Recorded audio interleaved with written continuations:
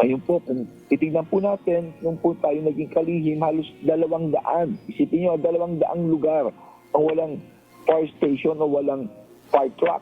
So kung may sunog, kawawa yung mga tao. Opo. So nag-usap po kami ng ating Pangulo at yung nga, nagagawa namin ng paraan. In 1 year, nakalahati namin yan. At bago ko umalis, na pirmahan na po lahat yan, i-deliver na lang by November, itong huling quarter hanggang January. In short, Alright. so that's on the side of the fire. On the side naman po ng mga kulungan natin, siyempre may mga shortage po tayo ng kulungan at in the first year, 36 million lamang nakuha.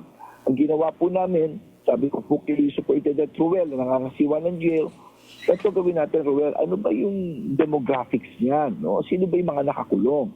Yung pinag-aralan namin, 70% are drug-related. No? At once makatapos ng sentensya, paglabas, 30% bumabalik. Ibig sabihin, isa sa bawat 3 na nakalaya at nakapagsilbi ng sentensya bumabalik. So sabi ko kay Ruel, ang head ng BGMP, kay Superintendent Ruel Rivera, ito gawin natin. Pabigyan natin trabaho bawat isa. At ako nagpapasalamat kay Sec. Benny Ledesma na nakipagpirmahan na lahat ng makakalaya sa kulungan ng BGMP ay bibigyan ng trabaho under the TUPAD program. No? Para sa pagawaan din ng kulungan dahil talaga yung iba kawawa talaga yung ano masyadong masikip na. No? At yan naman sa ngalan naman ng peace and order, yung crime rate as per PNP records, talagang malaki ang binaba. No? And the war on drugs, papaliwanag ko lang sa kababayan natin, ito'y parang puno. Maski putulin mo yung sanga, may tutubo lang bagong sanga. Importante, habang pinuputol mo yung sanga, tinatanggal mo yung ugat dito. Ano yung sanga? Ito yung mga drug pushers. Pabayaan mo ang pulis, suportahan mo ang pulis, ang NBI, ang PDEA na manghuli nito. Pero habang hinuhuli nila, yung tinatawag nating demand reduction naman, yung sa pulis ay supply reduction, yung demand reduction, ito naman ay ginagawa natin sa baba under the BIDA program o Buhay Ingatan Droga Ayawan. Ano ibig sabihin? Papalakasin mo ang barangay, ang Caldagag Abuse Council, ang ihikayatin mo ang spiritual upliftment sa spiritual leaders, ang mga eskwela, ang PTA, ang pamilya, ang edukasyon, ang employment, no? Para maiwasan ito.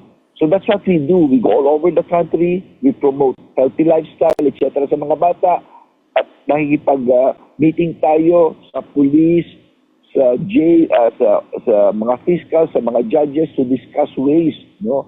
Para mababa ito, ang mga barangay, ang mga spiritual leaders, ang mga magulang, ang mga kabataan mismo, mga SK, Jollibee, McDonald's, at iba pang mga malalaki, mga 30 companies, they have their own drug program, mga testing, and then inaano nila yan, ina-advise nila yan, no? At talagang programa for drugs, no? So, iyan po ang more or less, ilan lamang sa mga nagawa po natin.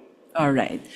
Secretary, bilang dating DILG Secretary, ano po, at kayo'y din naging alkalde din ng Mandaluyong City for 15 years, ano po, pamilyar po kayo sa local government code.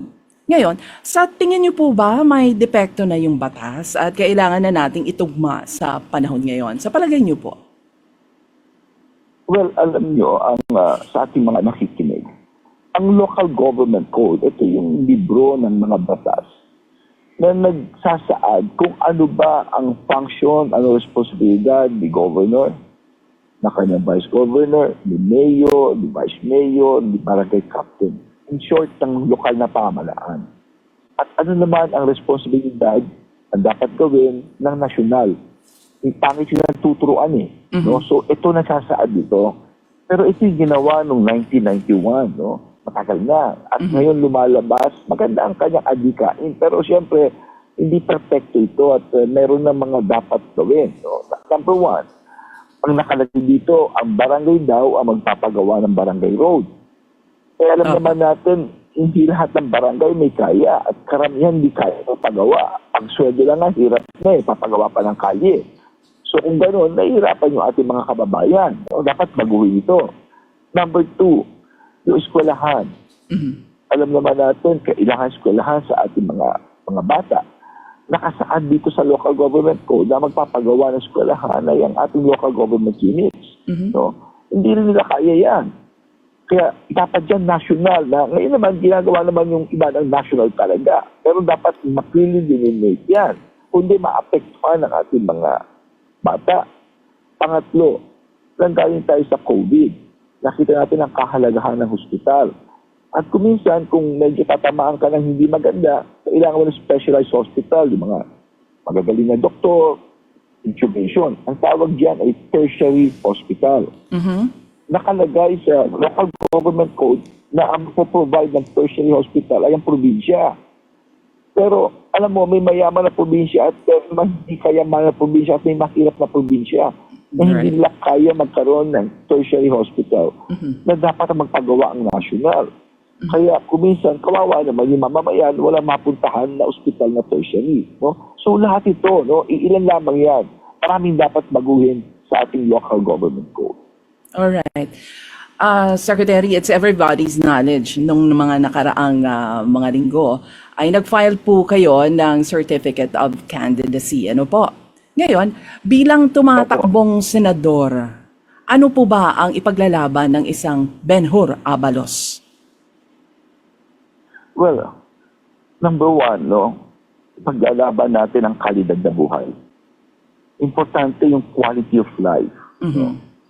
Na lahat may karapatan sa tamang pagkain, sa magandang trabaho, no? Sa lahat ng mga bagay na ito. Of course, magagawa natin yun sa tamang pamahalaan. Maski maganda batas mo, importante implementasyon, kaya importante ang local government code dahil kung yan ay medyo hindi maganda, mahirapan mag-implement. Sumunod ay ang ating kuryente. Nung naging sekretary ako, nilapitin ako ng National Grid, ang sabi sa akin, hirap kaming maglagay ng mga grids dahil ayaw kami payagan. Sabi ko, ilang taon na yung problema nyo? 10 taon na. Isipin nyo, 10 taon. Hindi ma-connect na ibang bahagi ng Visayas at Mindanao dahil lamang ayaw bigyan ng permit. So gumawa ako ng komite.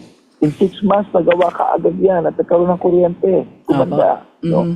So kung mapaganda natin itong kuryente, mapababa pa natin ito sa mga taxes, baka pwedeng baba ito. So paano pag-aralan natin ito? So, napakaganda. Agrikultura, importante yan. This is part of the quality of life. No?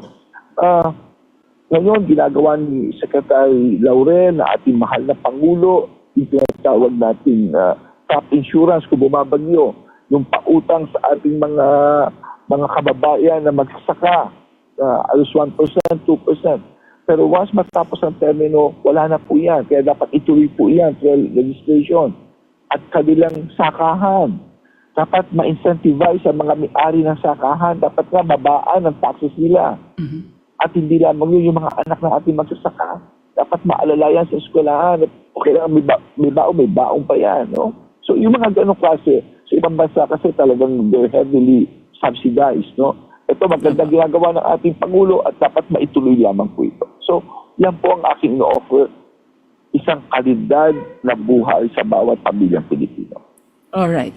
So ano naman po ang inyong mensahe para sa ating mga tagapakinig at sa mga nanonood po sa atin sa Facebook Live sa puntong ito? Alam nyo, napakaganda ng korundal, ng Mindanao, ng ating bansa. We are blessed. Ang ganda ng ating natural resources, ng ating kalikasan, yung sakahan natin. Ang dami natin, surrounded tayo ng mga tubig, mga isda, no? Pero tingnan natin yung ibang lugar. No? May mga lugar sa ibang mundo na halos maliit lang sila, wala silang sakahan. Pero napakayaman nila. Pinapuntahan ako isang lugar sa disyerto, wala siyang langis. Pero ubod ng yaman ng bansang ito. It's all about yung pakikiisa ng tao.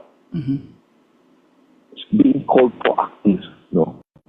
Na naginip ang isang bansa, nagkaisa ang mga lidera ng tao towards that common goal, ayun umangat ang buhay. At kayang-kaya po natin gawin yan dahil our greatest wealth, hindi lang mga kalikasan natin, kundi ang mga Pilipino mismo. Masisipag at talaga namang iba makaisa ang Pilipino. No? Yun po ang aking mensahe sa inyo lahat. And on that note, nagpapasalamat po kami sa inyo, Secretary Benhur Abalos, sa inyong pagbabahagi ng inyong oras para sa panayam na ito. Maraming salamat po at isang magandang umaga. Maraming salamat po. Thank you. Inyo pong napakinggan ang ating pakikipagpanayam kay dating DILG Secretary Benhur Abalos.